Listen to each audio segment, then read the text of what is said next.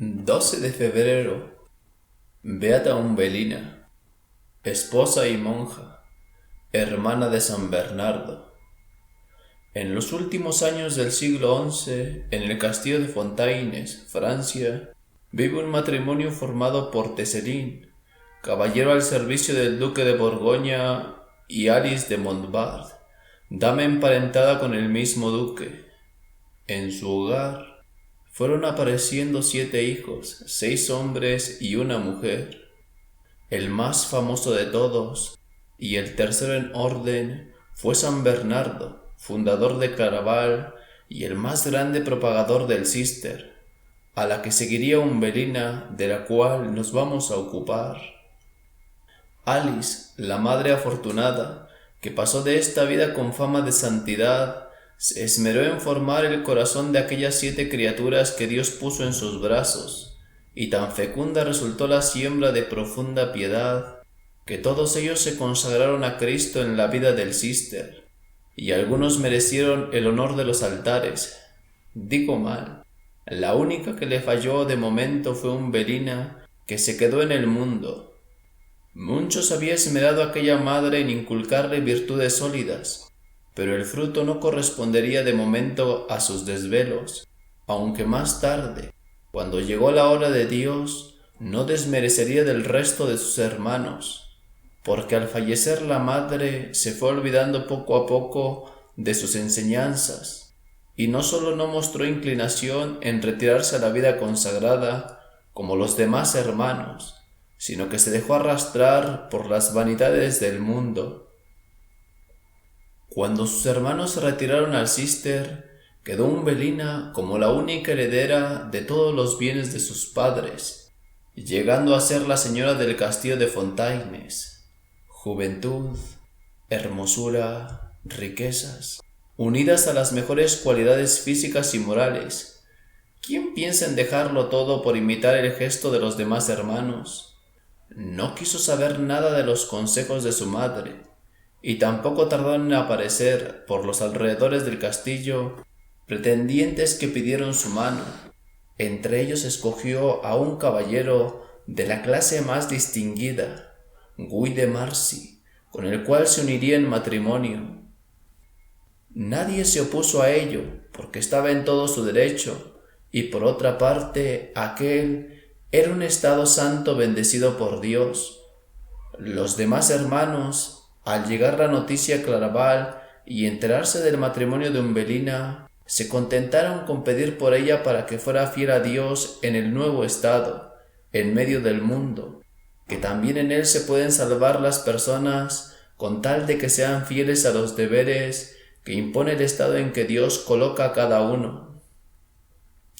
Todos los hermanos seguían fieles en Claraval, la gran abadía, que había sido fundada por su hermano Bernardo, y que inmortalizaría con sus grandes obras de apostolado, convirtiéndole en uno de los centros de mayor irradiación espiritual del occidente europeo.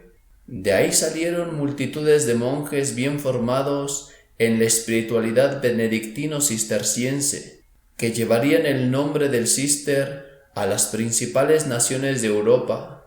Hasta su mismo padre, Tesselín, que vivía solo en el mundo, se sintió con el deseo de seguir a sus hijos ingresando en Claraval. Umbelina, la gran señora del castillo de Fontaines, era la única ocupante del castillo, junto con su esposo y sus servidores. También ella vivía feliz, al parecer, con su esposo, de buen carácter, con el cual congeniaba de maravilla. Dios no les concedió descendencia. Después de un tiempo, cierto día, le entraron deseos de visitar a sus hermanos que en Claraval estaban sirviendo a Dios, con oraciones, ayunos y penitencias. Se vistió lo mejor que le dictó su vanidad, se preparó un carruaje y se presentó en Claraval, rodeada de servidores. Parecía una princesa. Tocó a la puerta, salió a abrir a Andrés, uno de los hermanos, quien, reconociéndola al instante, le echó una mirada de arriba a abajo. Hizo un gesto de desagrado y le dijo duramente: ¿Qué es lo que estoy viendo? ¿Eres tú la hija de Alice de Montbard? ¿Acaso esas joyas cubren otra cosa que un saco de podredumbre? No me explico cómo has llegado a ser una mujer tan mundana. Umbelina se entristeció ante tan inesperado saludo y comenzó a llorar. Es verdad, soy una pobre pecadora que rinde demasiado culto a un cuerpo de barro cubriéndole de lujos, que al fin estos no son más que trapos. Andrés fue a dar la noticia de su llegada a Bernardo, pero antes dijo a su hermana: «Puedes suponer la poca gracia que le causará cuando le diga que te has presentado aquí con tanta soberbia». Volvió un poco después diciendo: «Lo que se esperaba». Se limitó a contestar: «Di a Umbelina que su hermano Bernardo tiene cosas más serias que hacer que complacer a una mujer mundana, que se regrese por donde ha venido, que en Claraval no nos interesa tratar con personas llenas de mundo». La conversión. El golpe recibido fue demasiado fuerte. Umbelina, aunque vanidosa, tenía un corazón sencillo y amable. Aunque pareciera revestida con tantas joyas, comenzó a derramar lágrimas en abundancia mientras decía: «Pobre de mí, soy una mujer culpable, es cierto, pero es por eso precisamente, es por eso que busco la compañía de los santos. Si mi hermano Bernardo desprecia el cuerpo, que el siervo de Dios tenga al menos compasión de mi pobre alma, que estoy dispuesta a hacer cuanto él me diga. Vuelve a insistir con él para que me perdone. Estoy segura que lo hará, porque tiene un corazón compasivo. Dile que esta visita ha de servir para transformar mi vida. Volveré al mundo, sí, pero ya no seré del mundo». El portero volvió otra vez a la celda de Bernardo. Le transmitió el mensaje de Umbelina. Era lo que él esperaba, un golpe fuerte de gracia transformante que cambiaría por completo el corazón de aquella hermana. Mandó al instante avisar a los demás hermanos, y todos salieron a la hospedería.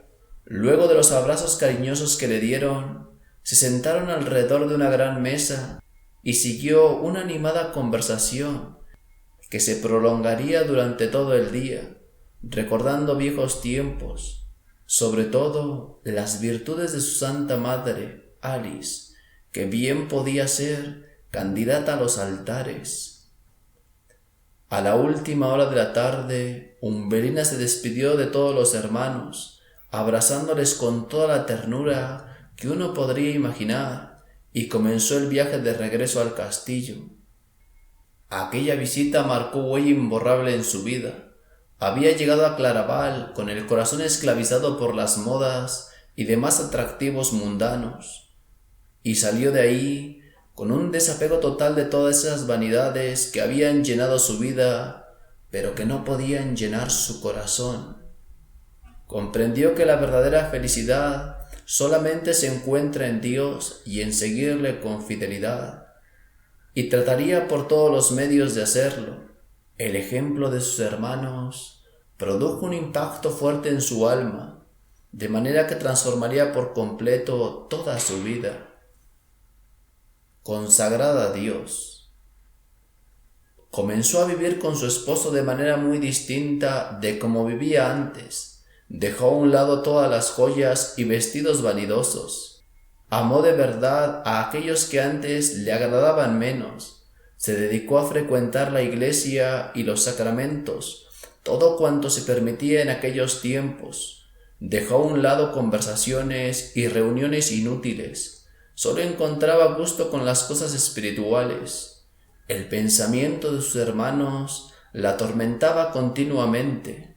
Solo ambicionaba la manera de lograr alcanzar una dicha semejante.